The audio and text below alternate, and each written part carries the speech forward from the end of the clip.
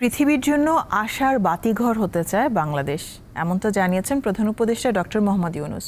মঙ্গলবার কাতারের দোহায় আর্থনা শীর্ষ সম্মেলনে তিনি আরও বলেন, সামাজিক ব্যবসা, আর্থিক অন্তর্ভুক্তি এবং মাইক্রো ফাইন্যান্সের ভূমিকা অন্বেষণ করতে হবে, যা প্রান্তিক জনগণের জন্য টেকসই উন্নয়ন ও অর্থনৈতিক সুযোগ সৃষ্টিতে সহায়ক হবে। ওয়ালটন মাইক্রোওয়েভ ওভেনের খাবার গরম রাখে দীর্ঘ সময় ধরে। Walton microwave oven. আর্থনা শীর্ষ সম্মেলনে 2025-এর উদ্বোধনী অনুষ্ঠানে মূল প্রবন্ধ উপস্থাপন করেন বাংলাদেশের প্রধান উপদেষ্টা ডক্টর মোহাম্মদ ইউনূস।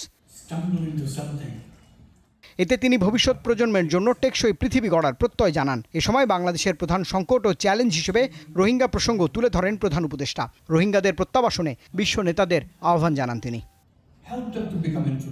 অন্তর্বর্তীকালীন সরকারের প্রধান উপদেষ্টার সাথে সাক্ষাৎ করেন কাতারের জ্বালানি প্রতিমন্ত্রী সাদ বিন সেরিদা আল কাবি।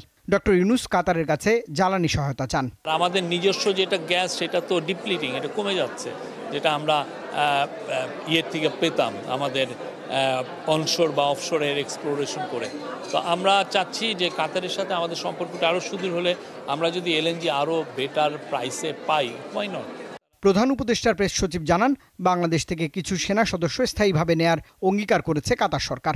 কাতার আমাদেরকে জানিয়েছে তারা বাংলাদেশের থেকে 725 জন সোলজার নেবে।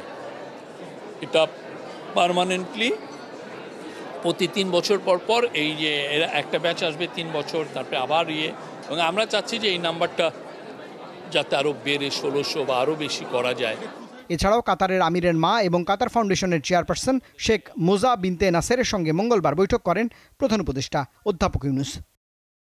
রুবায়েত হাসান, দীপ্ত সংবাদ, ঢাকা।